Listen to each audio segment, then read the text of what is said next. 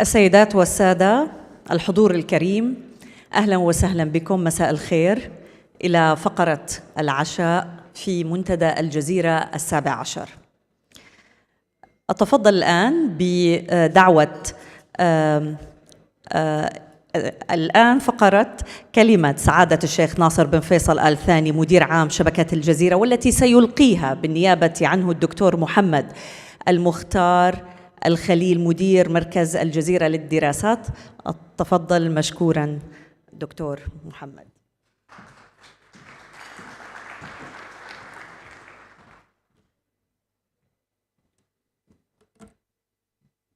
السلام عليكم ورحمة الله وبركاته.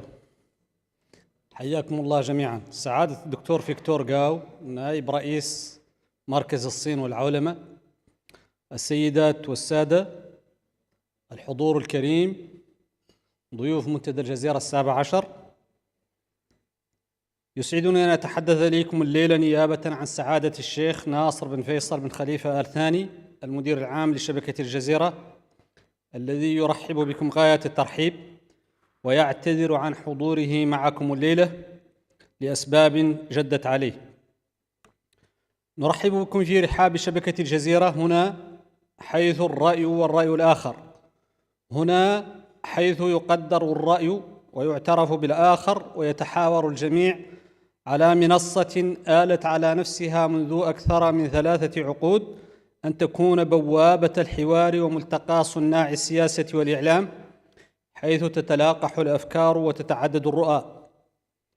انطلق المنتدى الذي تتفيئون ظلال دورته 17 منذ أزيد من عقدين ليكون منصة حوار متواصل يجمع إلى الباحثين صناع القرار في عالمي السياسة والإعلام، وليظل منصة تمتد في عالم التواصل من شبكات رقمية وتلفزيونات ومنصات تواصل اجتماعي تحت شعار الجزيرة الجامع، ووفق سياساتها التحريرية التي تكرس كرامة الإنسان وتفتخر بالتعدد وتحتفي بالثقافات الإنسانية جمعاء.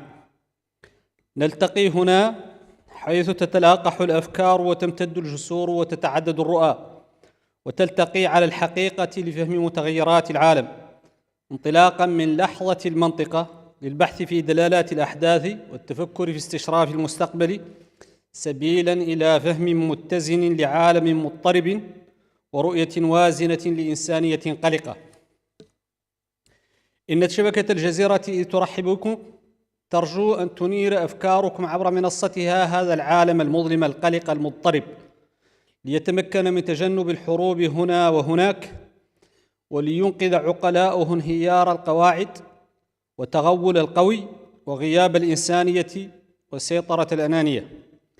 إن اللحظة مظلمة، لكننا نعرف جميعا أن الفجر ينبثق من اللحظة الأشد سوادا، وأن الإنسانية تجاوزت في تاريخها محنا كبرى ومصائب جمة، وستتمكن من تجاوز هذه اللحظة، لكن بأفكار مثل أفكاركم ورؤى مثل رؤاكم تقدس الحقيقة وتعلي من شأن الإنسانية، وتأبى أن ترجع البشرية إلى لحظة القوة من غير حق والحياة من غير عدل. كانت شبكة الجزيرة عنوان الحوار واللقاء وتعدد الرؤى، وستظل على ذلك العهد تتجدد وتجدد، تبعث الرؤى وتسعى للحقيقة وتؤدي الرسالة بمهنية راكزة ووعي رصين وفكر رزين.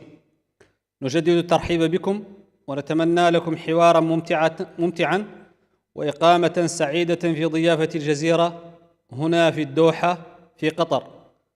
نشكر للجميع حضورهم وتشريفهم لنا، وكل عام وأنتم في منتدى الجزيرة. السلام عليكم ورحمة الله وبركاته.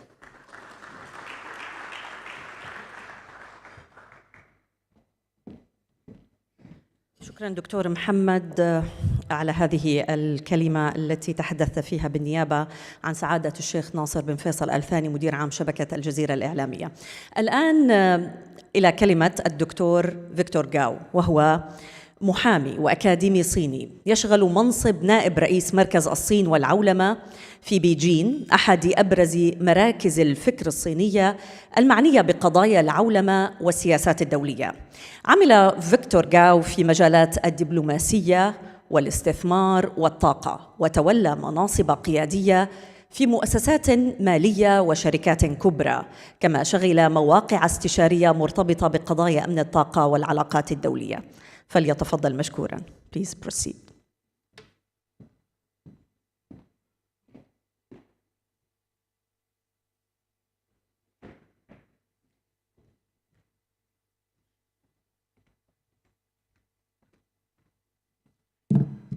Thank you very much, Madam. Ladies and gentlemen, Your Excellencies, I'm Victor Gao. I'm from Beijing. It is my great honor to be here in Doha again and attending this Al Jazeera forum. I think the timing of our forum cannot be even better because the world needs transparency and need to hear voices from all parties about what exactly is going on in the world. I know that in many sessions we had today, in the morning as well as in the afternoon, we talked about Palestine. Allow me to share with you my personal observations about this very important and critical issue about Palestine, especially about what's happening in Gaza. First of all, the Palestinian issue, the Gaza issue, cannot be reduced into a real estate property project. That's a shame for mankind. I think there are at least 4 dimensions to look at the Palestinian issue, including the Gaza issue. First of all, at the level of the Palestinian perspective. Secondly, at the level of the Arab world. And thirdly, at the level of the Islamic world. But fourthly, and equally importantly, if not even more importantly, at the level of mankind. So I think at each of these 4 levels, this Palestinian issue should always be considered as one of the most important and most pressing issues in the world of today. For anyone to believe that the Israelis have greater rights than the Palestinians, it's wrong. It's not doing justice to mankind. Therefore, I hope all my countrymen in China, as I believe they do, we all support the legitimate interests of the Palestinian people. I want to go even further to say that if anyone in this world claims to be a friend of the Arab people, or the Muslim people, or as a decent person among the ranks of mankind, he or she should support the legitimate interests of the Palestinian people. There should be no guessing, second guessing about that. This should be a very firm commitment for all of us to defend the legitimate interests of the Palestinian people. And while I respect what President Trump wants to do, I hope he will not reduce the Gaza issue into a property project. I will find it extremely insulting to my own dignity and decency if the Palestinian issue involving Gaza will be treated purely as a property issue. That's number 1. Number 2 is that in the meetings today, lots of the panelists talked about moving towards multipolarity, as if the world is moving, is changing its nature. Allow me to mention one thing. We are still living in the world order established back in 1945, after defeating Nazi Germany in Europe and defeating Japanese fascism in Asia-Pacific region. And I hope I can remind all of us that the international order established back in 1945 was not unipolarity at all. It was meant to be multipolarity. Just look at the composition of the Security Council of the United Nations involving 5 permanent member states, each with a veto power. That means that the international order based on the United Nations, especially surrounding the Security Council, was meant to be structured involving a lot of checks and balances. not any single country was allowed to dominate in the world, as reflected in the international order established back in 1945. Now, since 1945, something went wrong, and that explained all the problems in the world of today, especially after 1991, after the end of the Cold War. One big country believed it was the sole hegemon in the world, and it held itself out as if it has the dominance above mankind, and it wants to treat all the others as if they are secondary, if not tertiary, and that country wants to dominate. That country wants to be the boss or the hegemon in the world of today. I just want to remind all of us, that's not the original intent of the international order established back in 1945. That was wrong, and we are not only in the multipolarity in the world of today, we should be blessed that the world is not ruled by any one single power. Because if that is the case, if one single country can dominate above the world, can rule above the world, can always hold a gun at your head, can really destroy free trade and peace and justice, that will not be a world for us to live in, because that will be a world of injustice. Look at Gaza. Look at all the crimes committed against the Palestinian people.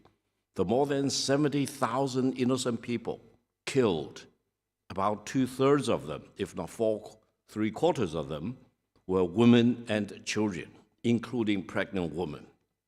So I think in a better world, in a world with sufficient amount of checks and balances, this kind of brutality and injustice should not be allowed to happen. Now, the other thing is that when we talk about the United States, I was trained at the United States. I have lots of relatives in the United States. Personally, I have no problem with the United States as a big country. But if we look at what the United States has been doing since the beginning of this year, it seems that the United States is suffering from a free fall from the so-called top of the mountain as a beacon to shine upon the path for mankind into the abyss of rule of jungle. That's very dangerous. I think what the United States did to Venezuela and did to President Maduro and the First Lady of Venezuela could happen to any other country, especially countries with rich oil and natural gas reserves, including in this part of the world. So we should all take a view, take a position about that's wrong, that's not what justice is. And when you have the head of state of a major country who claims that he doesn't care about international law, he only cares about his own morality, that's not really the real world that we should all expect our children to live in. Now, the other thing is that many people may be confused as to what's happening in the world of today. Allow me to share with you my view. I think the future generations of our children and grandchildren, when they look back upon 2026, they will say that 2026 will be judged as the beginning of the end of Pax Americana. Why? Because the United States is turning against itself. It is destroying all the principles it has stood upon, probably since after the end of the Second World War. And this is actually very dangerous. This creates all the incentives for all the countries in the world to stand firmly to defend freedom, defend free trade, defend sovereignty and territorial integrity, and defend the sanctity of our sovereignty as well as territorial integrity, and to defeat anyone which wants to plunder your wealth and your riches and to violate the borders of other countries. When the United States did similar things to other countries, most of the people or most of the countries in the West pretend that they didn't see that. But when the United States threatened to take over Greenland against the sovereignty and the territorial integrity of Denmark. And what is Denmark? Denmark has been a staunch ally of the United States ever since the end of the Second World War. So if the United States can do this to Denmark and try to grab a Greenland as if, they have the right to do that, and if the United States can really take over Canada against the explicit will of the people of Canada, this world is coming apart, and we should not really stand idly to see that this is being done. We need to know what's the right thing and what's the wrong thing. The United States has forced many countries over the past decade or so to pick and choose between the United States versus China.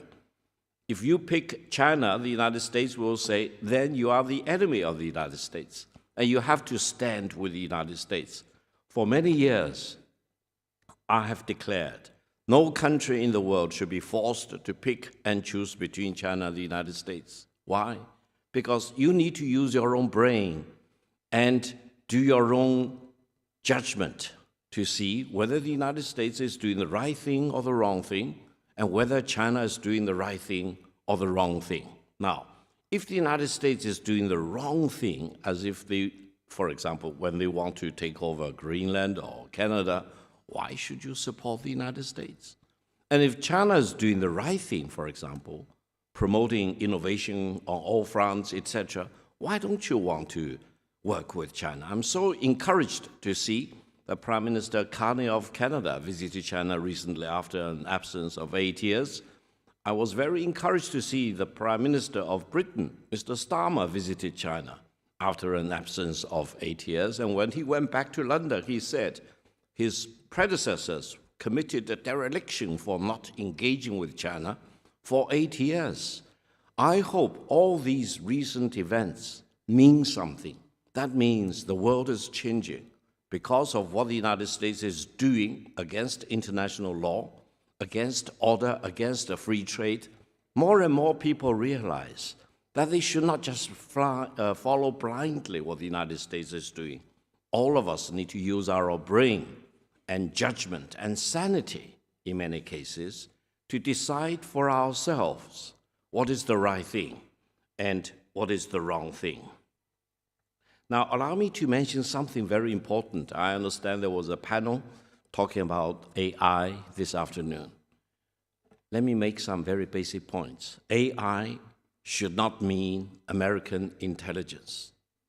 AI is artificial intelligence for all mankind. And we should never allow any country to achieve AI dominance. Just imagine any country in the world achieves AI dominance. That will result automatically in violations of the sovereignty and territorial integrity and our national rights of so many other countries.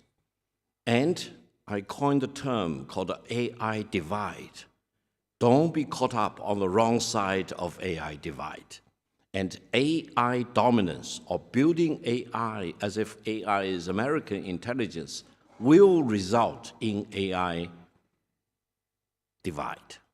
So I think all of us, big or small, strong or weak, should really work together to make sure that AI should not result in AI divide, and AI should not result in AI dominance.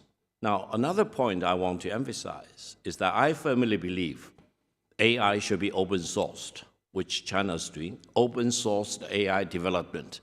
And I also want to share my observation.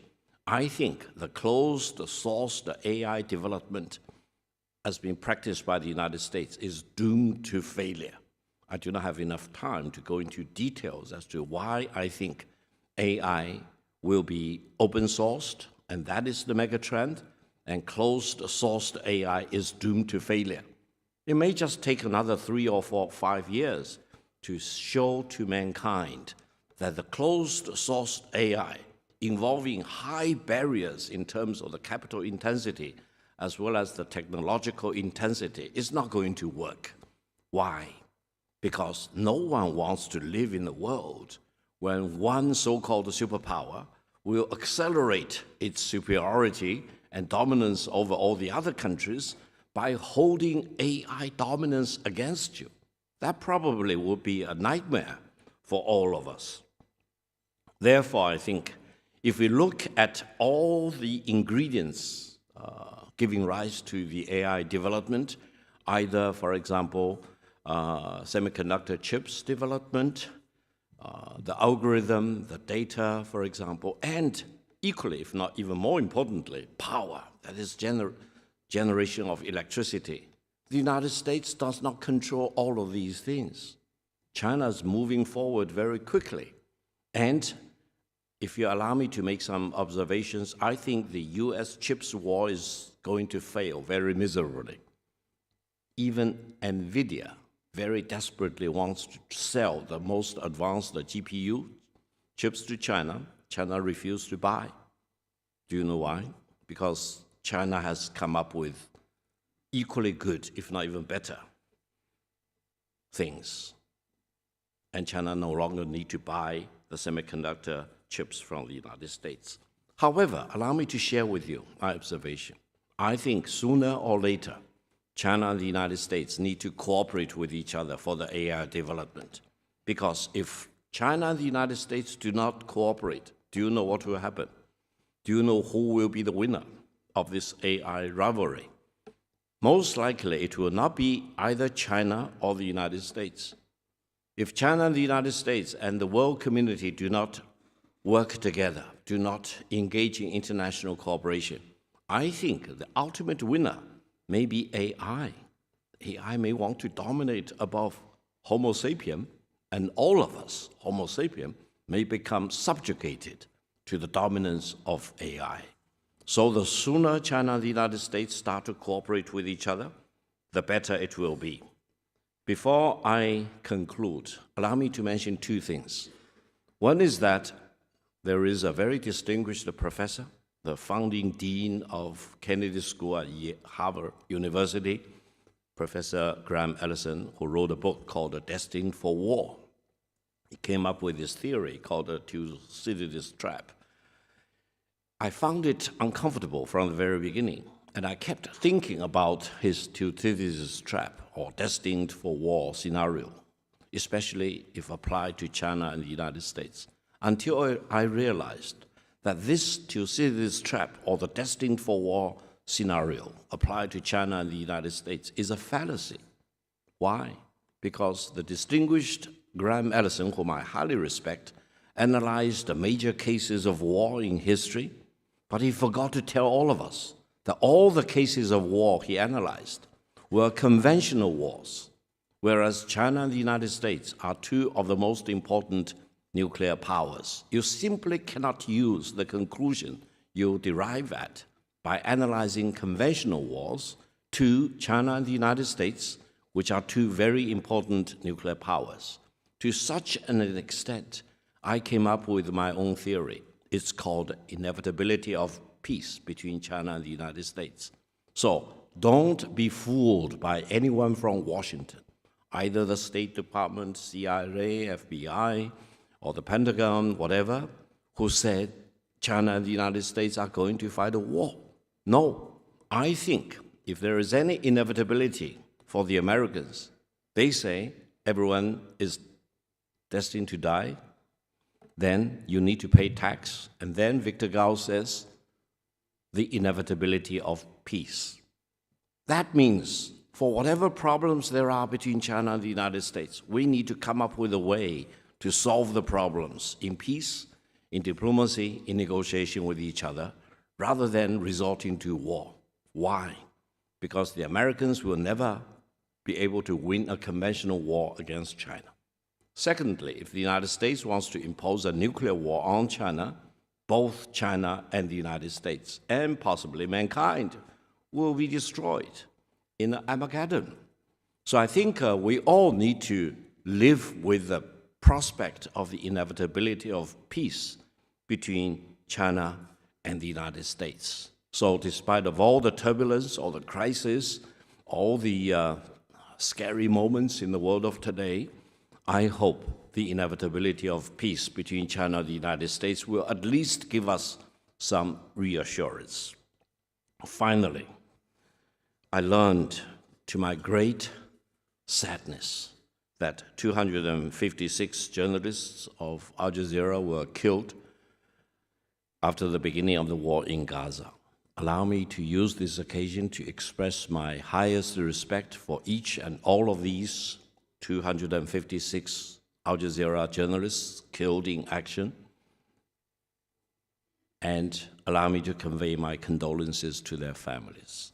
And also allow me to express my highest respect to Al Jazeera as a news media, because I think the fact that all these journalists killed in action, 256 of them, were heroes for mankind because they sacrificed their own lives to allow people in the world to know the real truth about all these atrocities committed against the innocent Palestinian people in Gaza.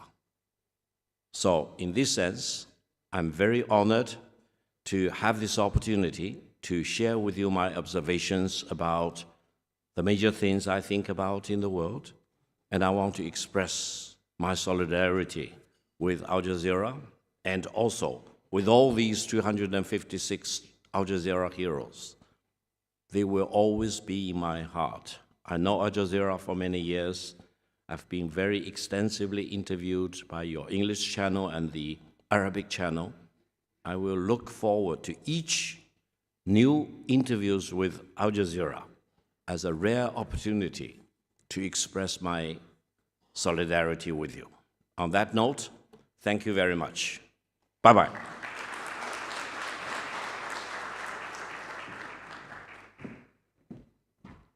Thank you very much, Dr. Gao, for your speech. It was rich and informative.